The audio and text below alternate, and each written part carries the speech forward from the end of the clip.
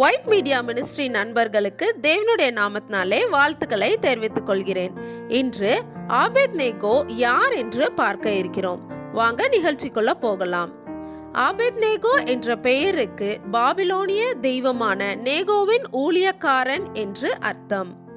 யூத புத்திரராகிய அசரியா என்பவருக்கு ஆபேத்நேகோ என்று பாபிலோனின் பிரதானிகளின் தலைவன் மறுபெயரிட்டான் என்பதை தானியேல் 1வது அதிகாரம் 7வது வசனத்துல வாசிக்க முடியும். பாபிலோன் மாகாணத்து காரியங்களை விசாரிக்கும்படி நேபுகாத்நேச்சார் இவரையும் நியமித்தார் என்பதை தானியேல் 2வது அதிகாரம் 49வது வசனத்துல வாசிக்கலாம்.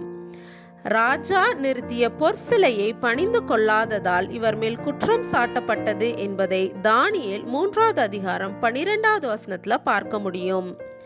அதன் விளைவாக ஆபேத்நேகோ மற்றும் அவருடைய நண்பர்களையும் அக்கினி சூளையில் போட்டார்கள்.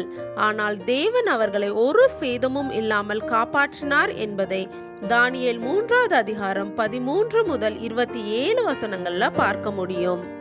அதற்கு பின்பு ராஜாவாகிய நேபுகாத்நேச்சர் அவர்களை பாபிலோன் தேசத்தில் உயர்த்தினார் என்பதை தானியேல் 3வது அதிகாரம் 28 முதல் 30 வசனங்கள்ல வாசிக்க முடியும்.